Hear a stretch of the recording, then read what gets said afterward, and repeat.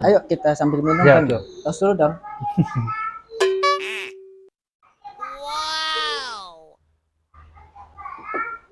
Kalau kerja tuh kan lebih baik di daerah daerah asal kan biar dekat sama orang tua.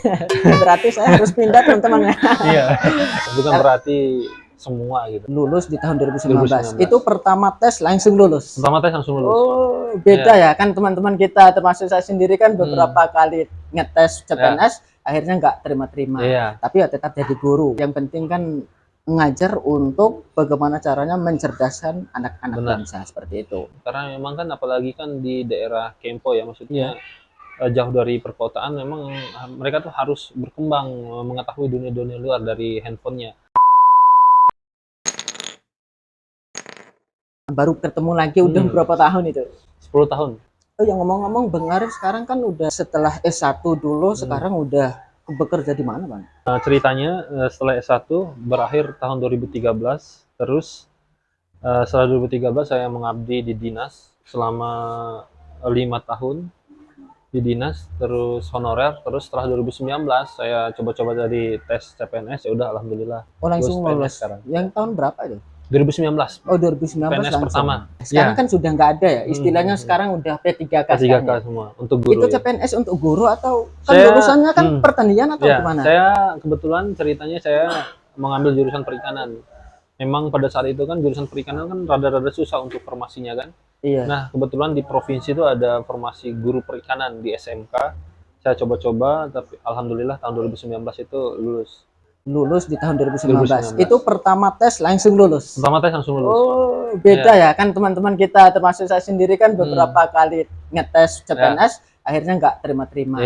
Tapi ya tetap jadi guru. Yang penting kan mengajar untuk bagaimana caranya mencerdaskan anak-anak bangsa seperti itu. Kalau profilnya Bang Arif sendiri dulunya sebenarnya mau kerja di dinas, kantor kantor dinas peternakan seperti perikanan, itu ya. Perikanan.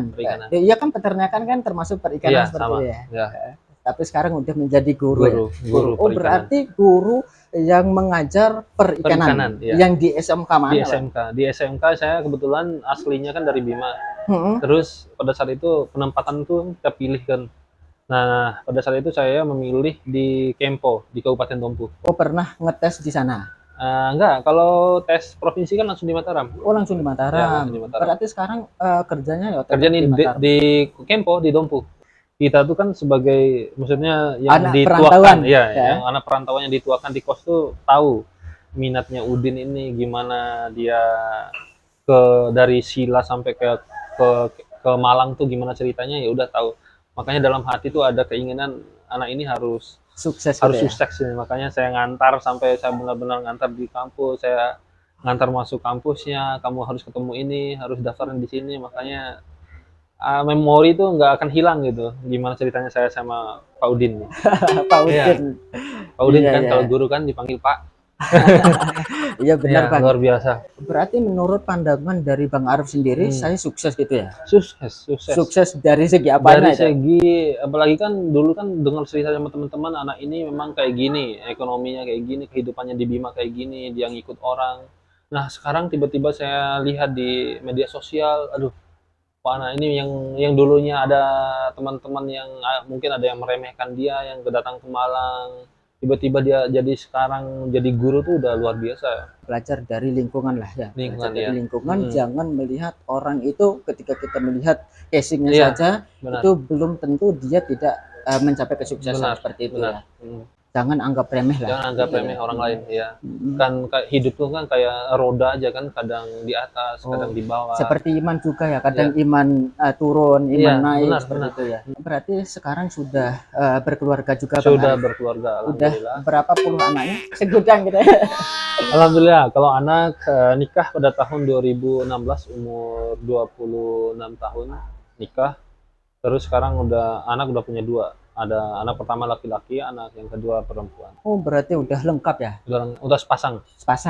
Tapi pandangan Bang Arif sendiri kan udah menjadi seorang guru ya. Kan banyak anak SMA ketika Bang Arif sendiri melihat muridnya yang mungkin bawa HP, handphone di kelas terus aplikasikan di dalam kelas, itu bagaimana tanggapannya? Kalau saya sebenarnya mungkin berbeda ya dengan guru-guru lain. Kalau saya memang tidak melarang sepenuhnya mereka membawa handphone, karena memang kan apalagi kan di daerah Kempo ya, Iya. maksudnya jauh dari perkotaan, memang mereka tuh harus berkembang, mengetahui dunia-dunia luar dari handphonenya. Cuman nggak mengetahui dengan negatif ya, positif lah maksudnya. Dimana seperti media pembelajaran yang mereka tuh harus harus memanfaatkan ini teknologi. Jadinya tidak sepenuhnya saya melarang mereka tuh menggunakan handphone. Oh, berbeda dengan zaman mungkin tahun berapa kalau yang SMA Bang Arif?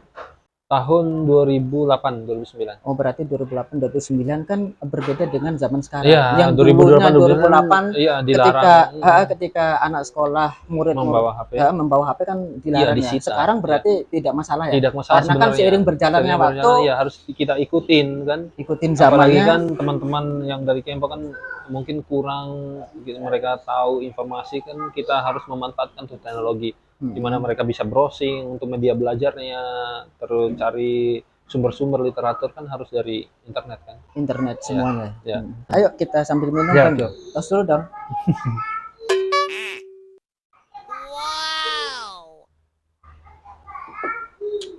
Berarti perjuangannya Bang Arif kan luar biasa lah. Luar biasa. Makanya kita tuh kalau baik sama orang tuh nggak usah manda-manda. Kadang kita baik hari ini mungkin dibalasnya kan beberapa tahun kemudian, nggak langsung dibalas dengan saat itu ya. Mungkin beberapa tahun kemudian, mungkin saya baik sama Udin nih, makanya saya dimudahkan segala urusan kan. Makanya saya dari dulu itu memikirkan, mungkin saya kadang baik sama orang tuh mungkin selanjutnya kadang ke saya ataupun ke anak-anak saya kan, semoga dimudahkan lah segala urusannya seperti saya memudahkan urusannya Udin pada saat itu. Ya. Sekarang kan udah menjadi PNS, kan cita-citanya dulu tuh memang mau menjadi PNS Iya, atau cita-citanya kalau orang Bima kan gimana jadinya PNS kan, makanya harus pulang-pulang cepat. Gimana saya mau jadi PNS kan, orang tua juga kan biar nggak jauh tuh, ya udah jadi PNS aja di daerah. berarti setelah menjadi PNS itu baru nikah ya? Enggak, saya itu kan 5 tahun mengabdi itu kan ya sebagai honorer. Setelah saya ikut tes bank, tes apapun tuh, kadang punya kesempatan di bank, cuman orang tua tuh ngelarang kerja di bank. Agak berat aja tuh dapat rezeki untuk kerja tuh. Makanya saya berpikir mungkin biar dimudahkan tuh saya coba-coba dulu untuk nikah. Saya nikah. Mungkin setelah nikah tuh rezeki itu datang. Dan akhirnya tuh benar. Rezeki nikah tuh luar biasa. Saya anak pertama lahir tuh saya jadi PNS. Ya. Jadi PNS. Terus anak kedua lahir, ibunya jadi PNS. Masya Allah, berarti kan apa rezekinya kan bertubi-tubi lah. Rezeki nikah, terus rezeki anak tuh ada. Berarti mulai dari nol lah, sebelum Mulai dari nol. nikah, sebelum nikah belum menjadi PNS, sekarang setelah nikah sudah Udah menjadi jadi PNS. PNS. Iya. Ada rencananya kan udah pindah mungkin apa namanya dinasnya di Iya. Kota Bima ada. Ada pastinya. Kan Pastinya. kalau kerja tuh kan lebih baik di daerah asal kan, biar dekat sama orang tua. Berarti saya harus pindah teman-teman ya. Iya. Bukan berarti semua gitu. Biar orang tua tuh dekat sama, apalagi saya anak pertama kan. Adik-adik saya kan jauh semua kan. Ada yang iya, Yang jadi polisi. Ada yang jadi polisi jauh dengan orang tua, jadi TNI jauh dengan orang tua, ya udah. Saya yang pertama jadi orang tua, jadinya kasihan orang tua sendirian di rumah. Iya, berarti anak yang pertama ya Anak dari pertama bertiga bertiga saudara, cowok semua. Tiga cowok semua. Cowok semua. Oh, berarti saya ikutin anak saya kan cowok semua. Oh gitu. Laki, cowok, sama lanang. Lanang. Sama kan istilahnya, Ya, sama. tapi berbeda Bahasanya. tapi sama artinya. Ya. Mungkin apa sih yang pengen disampaikan oleh Bang Arif sendiri ketika ada yang nonton di luar sana yang pengen sukses gitu, terutama anak rantauan lah. Kan kita kan kebetulan anak rantauan. Apa solusi untuk anak rantau ketika nanti pengen menjadi sukses seperti sekarang? Kalau saran ya, apalagi saya sebagai guru SMK, memang tahap akhir pendidikan tuh pada saat SMA sama SMK tuh, kadang teman-teman yang dari Bima Dompu itu, apalagi yang bukan di pusat kotanya, mereka mikirnya itu, saya nggak usah kuliah aja Pak. Loh kenapa gitu? Biaya orang tua, ekonomi orang tua tidak mampu. Kan nggak selamanya kan di kuliah kan, contohnya aja Pak Udin kan, mungkin hanya membawa diri kan pada saat ke Malang dulu. Cuman nanti pada saat kita melakukan, kita masuk tuh nggak seberat yang kita pikirkan sebelumnya. Kan ada aja kan jalannya, ya kan? Ada aja jalannya, mungkin kita bisa kerja part time kan gitu. Kita bisa tinggal di asrama kan, nggak selamanya membebani orang tua kan. Dan yang terpenting ada beasiswanya. Kan itu kan.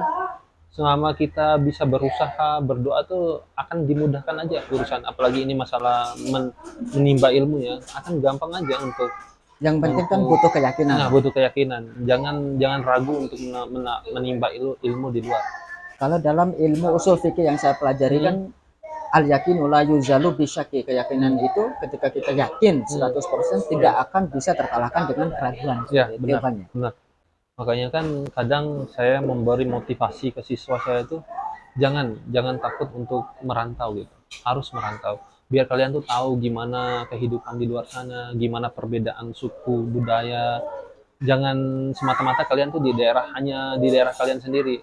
Maka merantaulah, apalagi merantau di Jawa tuh udah luar biasa sebagai pengalaman saya ya. Mungkin kota pendidikan di Jawa tuh akan berbeda hasilnya nanti pada saat kamu kembali itu. Bang Arif sendiri kan sekarang kan masih tinggal di NTB lah ya, masih tinggal di NTB. Apa sih yang menjadi perbedaan di antara orang Jawa dan orang luar sana? Sepengalaman saya, kalau di Jawa itu diajarkan gimana kita tuh berusaha sendiri, nggak hanya semata-mata tuh kita membebani ke orang lain gitu. Kita tuh diasah gimana menyelesaikan sesuatu dengan diri kita sendiri. Terus yang kedua, gimana cara kita disiplin waktu, itu yang paling saya rasain. Mungkin di kota-kota di seputaran NTB kadang semakin banyak saudara kita, teman kita tuh kita gampang aja. Nah, ya udah saya minta bantuan ke mereka aja, kan ada saudara. Kalau di Jawa kan nggak ada kan, hanya semata-mata kita sendiri, makanya nafsi lah sendiri kan. Makanya kita gimana cara menyelesaikan urusan tuh dengan diri kita sendiri. Berarti berangkat dari diri sendiri, penting yakin aja. Meskipun saya sekarang tidak ada uang, kedepannya nanti kan belum tahu ya. Belum tahu. Kayak Udin kan mana ada orang tua, mana ada keluarga di sini kan logikanya, tapi malah sekarang udah punya istri orang Malang, punya rumah di Malang, kerjaannya di Malang. Kan nggak ada yang tahu kan, mana tahu kan kita dulu kamu bisa berkeluarga dengan orang Malang, punya rumah, kerjaan di sini kan gitu kan. Makanya saya kaget ketika saya lihat YouTube channel-channelnya. Alhamdulillah ada kebanggaan tersendiri. Iya, benar ada kebanggaan tersendiri. Astaga, anak ini yang dulunya orang-orang mungkin meremehkan, dia nih datang tanpa ada apa-apa ke Malang. Bahkan ATM aja nggak ada. Iya, nggak ada sama sekali. Bahkan kan kalau makan kan harus diajak kan. Makan Din. Ayo turun bawah. Pakaian segala kan kita yang sebagai yang dituakan kan. Nih kamu pakai aja nih pakaian kan gitu kan. Iya. Tapi kan sekarang ya Allah luar biasa, makanya tiap kali saya apalagi sama ngobrol sama adik-adik itu, dia tuh ada adik saya di Malang namanya Udin, sekarang udah sukses, punya istri, punya rumah, punya kerjaan di Malang. Saya juga di siswa kayak gitu, saya sebagai percontohan nih, Udin nggak usah takut nih. Ada dulu yang pada saat Pak Guru kuliah tuh dia datang tuh tanpa punya apa-apa, malah modal nekat aja, ingin kuliah, tinggalnya nggak kos, tinggalnya di asrama, di masjid, malah sekarang udah punya rumah sendiri. Berarti kan sekaligus untuk mempromosikan ini channel YouTube-nya seperti itu ya. Jangan lupa subscribe. Subscribe ya. Nanti kita promosikan di siswa saya. Makanya sekarang kan udah mencapai 6.000 sekarang. Oh, luar biasa. 6.000 subscribe. Luar biasa. Makanya nanti sebagai pelajaran Ci Udin, jika ada teman-teman, apalagi teman-teman dari Bima, teman-teman dari Dompu tuh, kalau memang yang ada yang menurut kamu kesusahan tuh harus dibantu. Karena itu yang kamu rasain dulunya. Jangan pertama dulu diantar itu pas antrian itu ya. Waktu daftar itu kan pernah disampaikan oleh Bang Arif sendiri. Udin, nanti ketika kamu udah sukses, jangan lupa bantu kepada teman-teman yang rantau di sini, terutama sama daerah. Itu saya ingat sampai sekarang, alhamdulillah. Soalnya nanti akan ada kemudahan selanjutnya nanti. Jika kamu membantu orang dengan ikhlas tuh, akan ada dipermudah aja urusan. Makanya dari saya merasakan sendiri kayak gitu. Kita bantu dengan ikhlas orang lain tanpa pamrih, tanpa kita minta apapun, setelahnya tuh segala urusan tuh dimudahkan aja. Dimudahkan. Iya. Sekarang kita makan sore dulu ya. Siap. Ya, terima kasih Bang ya. Siap. Semoga sebelum tutup, mari kita minum dulu. Siap. Tos dong. Tos dulu.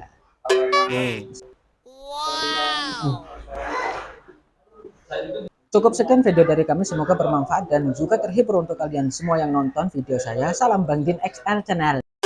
Dukung channel saya dengan cara klik tombol merah di bawah, subscribe, like, dan komen. Terima kasih, sampai ketemu lagi di konten berikutnya. Nah. Asia.